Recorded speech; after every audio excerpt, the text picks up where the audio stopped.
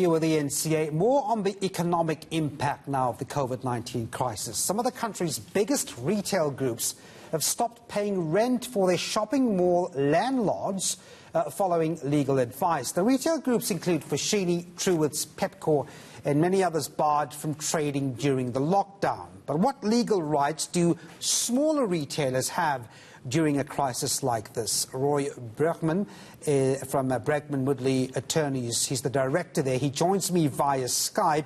Roy, thanks very much indeed for talking to us. I mean, first of all, if you've got the muscle, if you're a big retailer, then presumably you can get away with this. But smaller businesses may not have that leeway. One wonders if they can avoid financial damage. I think what one has to do is compromise with your landlord if you can, make arrangements. I know that our landlord is offering some sort of a reasonable discount, so that we pay half the April rental now and the balance over a agreed period, a rental deferment. Certainly when the lockdown is over, you will find a huge number of demands for payments, and you'll also see some insolvencies there. Again, many of that might be made up of these smaller businesses, wouldn't they? Yeah, of course. Look, your mom and pop shop that is closed down is not doing any turnover, and the landlord is going to or may end up suing them. And if they have nothing, the landlord will take a judgment, and it will be an MP judgment. Others that, some people have work in progress, so they are not totally stymied. But those are professionals. Your regular hairdresser or your restaurant has no work in progress, and they're entirely reliant on day-to-day trading and turnover.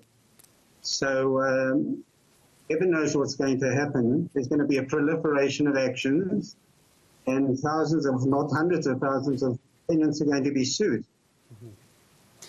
Are there any leeways in the contracts that some of these small businesses get into with these landlords? Could we find something in there that may perhaps create some leeway?